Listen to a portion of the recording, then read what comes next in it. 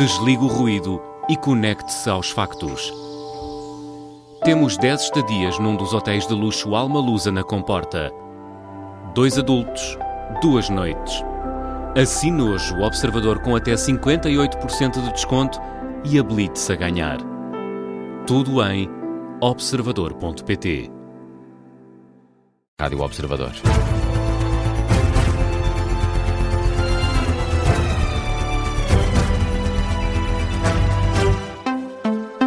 Jornal do Meio-Dia com o Miguel Videira. Miguel, muito boa tarde.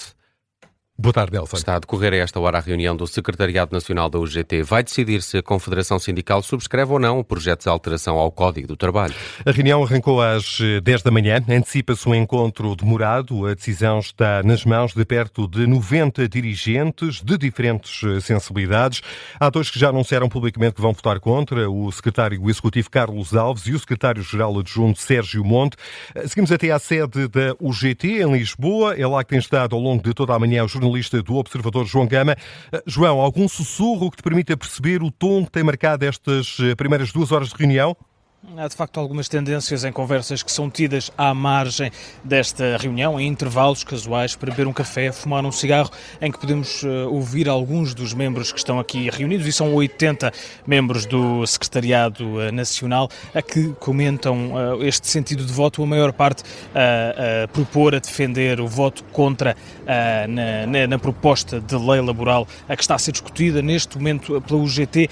Também não temos indicações horárias. A única hora prometida pela assessoria da UGT, a única indicação prometida seria depois da hora de almoço, já perto das 2 da tarde, entre alguns comentários que podem ser ouvidos aqui à margem desta reunião, de negar qualquer tipo de desconforto entre os trabalhadores sociais-democratas da UGT, uma reunião que acontece aqui ao pé de uma escola, na sede da União Geral de Trabalhadores, e nesses comentários podemos perceber que não há esse desconforto, tratam-se todos por camaradas e defendem que o sentido de todos os presentes nesta reunião, e são cerca de 80 membros do Secretariado Nacional, é o mesmo, estão a seguir em frente e lutar pelos direitos dos trabalhadores. E refiro-me a isto, Miguel, a propósito da notícia de ontem do Observador, que falava desse tal mal-estar entre os diferentes setores que compõem a UGT, o setor minoritário que mais ligado ao PSD, que terá mostrado algum desconforto com Mário Mourão e a direção, a Secretaria-Geral da UGT, a propósito de não ter sido divulgado todos os detalhes da proposta do Governo. Esse mal-estar é negado aqui nesta reunião, que sabemos apenas, Miguel Videira, que está para durar. Camarada João Gama, jornalista do Observador, a esta hora junto à sede da UGT, epicentro da curiosidade mediática, vai ou não a UGT juntar-se ao Governo e às confederações patronais no apoio ao projeto de alteração do Código do Trabalho? Ora, Pedro Roque, secretário-geral dos Trabalhadores Social-Democratas, acredita que não. O também deputado que marca a presença nesta reunião do Secretariado Nacional foi o convidado explicador desta manhã, antecipa isso mesmo, o voto contra, e explica porquê. Hoje, creio que não haverá condições para isso, para ser realista. Não acredita que desta reunião do secretariado da UGT saia a luz verde a este acordo? Eu gostaria que saísse, mas também entendo que não é desejável que a unidade que a UGT tem, que é essa a sua força, possa sair beliscada nas vésperas do 1º de maio e nas vésperas do Congresso da UGT. E, portanto, acho que o debate interno deve prosseguir e deve prosseguir a negociação. E se isso permitir, por um lado, conservar a unidade no seio da central, e acima de tudo, permitir chegar a um acordo, isso aí seria o desejável. Não sendo possível, e seguindo a proposta para o Parlamento, Pedro Roque diz que será inevitável que a maioria liderada pelo PSD encontre no Chega o parceiro para aprovar as alterações laborais. Se um dos partidos da oposição relevante, que é o caso do Partido Socialista, se põe à margem, não resta outra solução ao Governo senão tentar um entendimento com o Chega. Vejo com muita dificuldade, não havendo acordo, que o Partido Socialista seja um parceiro nesta intenção. E, portanto, aquela tática de dizer que o não é não, que é um mito, levado ao extremo, faz com que, estrategicamente, o Partido Socialista se vá retirando das grandes decisões políticas e legislativas deste país. E esta aqui, eu acho que ninguém lhe perdoará. É pelo menos o entendimento de Pedro Roque, deputado, secretário-geral dos Trabalhadores Social-Democratas, que participa a esta hora na reunião do Secretariado Nacional da UGT. O presidente da Confederação Nacional das Instituições de Solidariedade Social recebeu com alarme os dados divulgados hoje sobre o aumento do número de internamentos sociais. Aumentou 19%, ultrapassou os 2.800 em março. É um número que compara com março do ano passado.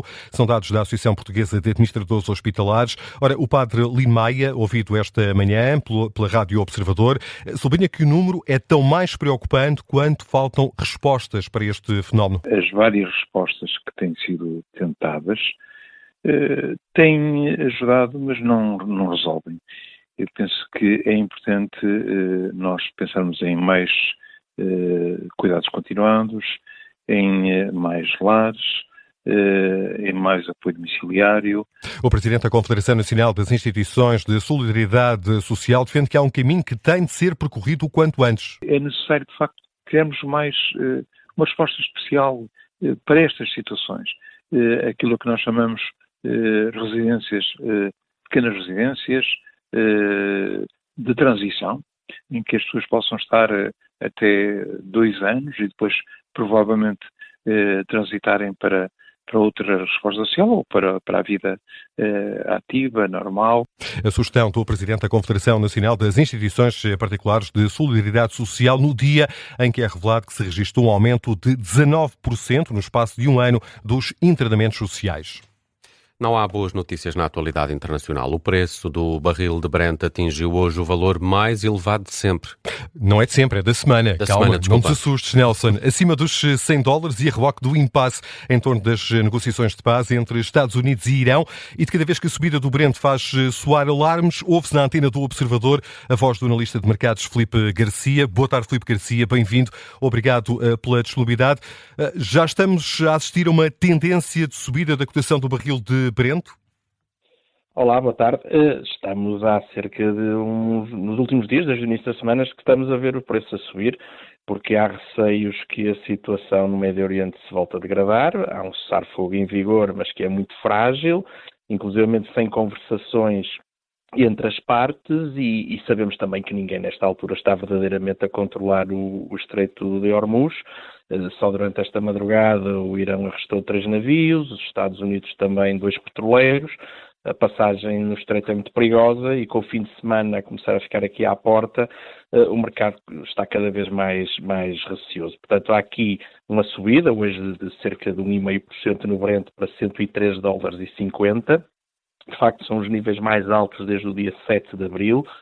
Também se nota o mesmo no crude, o gasóleo que está a subir, digamos, à saída da refinaria para €1,05, o gás também, o gás TTF, que é de referência aqui para a Europa, está a subir cerca de 2%, e portanto, não sendo subidas muito significativas em termos de valor, importa aqui registrar uma tendência que é de alta nos últimos dias, ligada a esta grande incerteza e mesmo ao tema da perigosidade de atravessar o estreito, o que faz com que haja escassez de petróleo, como é evidente. E há a expectativa que esta tendência se mantenha, partindo do pressuposto que os próximos dias não permitirão aclarar essa incerteza?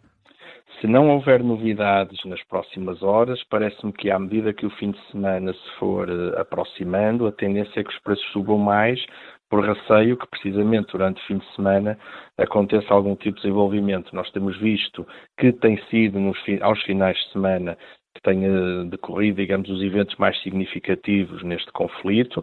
Os mercados estarão fechados a partir de sexta à noite até domingo de madrugada e, portanto, é perfeitamente plausível que que até ao final da semana haja esses receios. Aquilo que se vai notando é que os contratos futuros vão subindo ao longo dos últimos dias, mas também aquilo que são os preços spot, ou seja, aqueles que são efetivamente negociados entre os produtores e as refinarias e que estão até acima dos preços de mercado futuros, estão na casa, dependendo das origens, estão na casa entre os 115 e os 125 dólares e esses também não têm parado de subir nos últimos dias. Portanto, o grande receio é que haja aqui um degradar da situação e há sobretudo não tenho certeza a partir do momento que as duas partes não estão em contacto. Não são, de facto, boas notícias. Obrigado, Filipe Garcia, analista de mercados, pela sua presença nesta edição do Meio-Dia, aqui a dar-nos conta desta tendência de subida do valor da matéria-prima, do gás, também do barril de Brent nos mercados internacionais. Vamos ainda a outras notícias em destaque a esta hora, Miguel.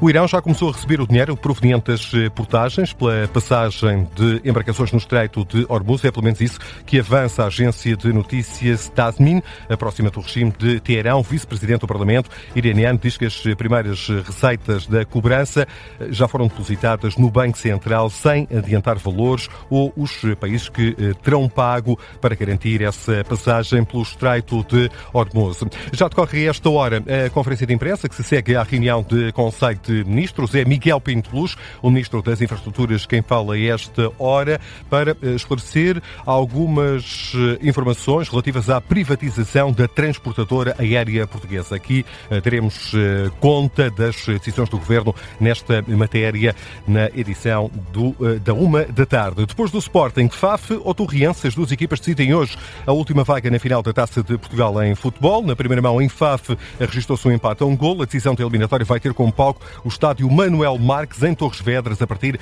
das 8h45. Ontem, o Sporting foi ao Dragão empatar a 0 com o Porto. Fez desta forma valer a vitória no primeiro jogo, em Alvalade, por 1-0 e carimbou o passaporte para a final do Jamor.